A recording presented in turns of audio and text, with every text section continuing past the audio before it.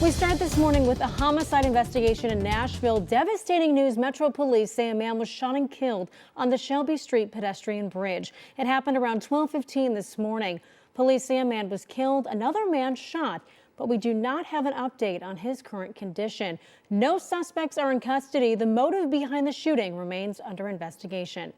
Now another crime tracker, this time out of Clarksville. A 37-year-old man accused of an early morning crime spree. Check this out. Police believe that Evan McWhorter was acting suspicious near Madison Street. That's when he stole a car and took off. All of this happening Saturday morning.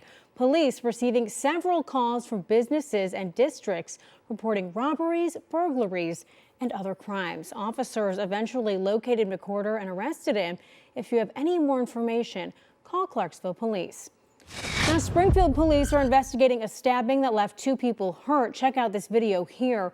The information from Smoky Bar News. Officers say the stabbing happened after an apparent altercation behind the 17th Avenue Dollar Tree. A man and a woman both stabbed. They were taken to Northcrest Medical in stable condition. Thank goodness. Police have not said if any arrests have been made. The circumstances are still being investigated there. Now, new this morning, police in Memphis arresting a man with several hundred images of child pornography. Just awful. Memphis police say Charles Pearson, pictured here, had more than 200 images of child pornography. Officers say Pearson admitted to taking nude pictures of children and trading those photos with other people. He is facing several charges here, including sexual exploitation of a minor. The city of Clarksville is getting a new traffic signal and convenience store at the location on your screen. According to Clarksville Now, a quick trip is being built at the intersection of Rossville and Powell Roads. The city says the traffic signal will help with more congestion anticipated when the store opens.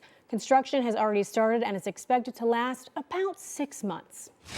We are also looking at how communities across Middle Tennessee observe the 20th anniversary of the September 11th attacks. In Clarksville, a ceremony held at Fire Station 1 on Main Street. Now, the event also featured a performance by the 101st Airborne Division Band.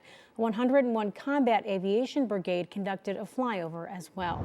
Now, September 11th was a true testament to the volunteer state of Corps. Many of our brave men and women were eager to get to the East Coast and help following those attacks. And although Tennessee Highway Patrol members wanted to assist, they were called to protect our state. They had to keep a close eye on infrastructure and military forces. Long-serving Lieutenant Bill Miller remembers the horror of that day. Our fellow law enforcement brothers and sisters in fire and EMS, just excuse me, but going into the gates of hell to go in and try to save American citizens. They were running to the fight. And for me, it's still very painful after 20 years, because you had a feeling of hopelessness, a feeling of you want to be there to help. We would have ran on our hands and on our feet and crawled, whatever we had to do to get to New York to help our fellow brothers, but we just couldn't. And you didn't know what to do. You didn't know where the next punch was going to come from. Since that day, THB has been reassigned to work hand in hand with Homeland Security and spot threats from behind the scenes. You can learn more about this story on our homepage right now at WKRN.com. Also on Saturday, Metro Fire and Police Departments gathered with Nashville Mayor John Cooper to commemorate 9/11. The procession began on 2nd Avenue and ended at the Symphony Center. The ceremony included Nashville firefighters, Honor Guard, and the police department's drill and ceremony team, as you can see here. District Chief Tim Holmes read the names of each firefighter and police officer who lost their lives over the past year. We also heard from the police chief, the Firefighters Union president, and of course, Mayor Cooper. You today and your service and them and that ultimate sacrifice are an example of the unity and patriotism that we are capable of. And let us honor that in this moment today. Mayor Cooper recalled those who have served Nashville most recently, including first responders who stepped up during the Christmas Day bombing and the deadly tornado outbreak in 2020. You can watch that entire ceremony on our website at WKRN.com right now. A memorial being held in Franklin commemorating the events of 9/11, this one outside of the historic Williamson County Courthouse. Now, many stood, as you can see here, and watched as law enforcement honored those who made the ultimate sacrifice.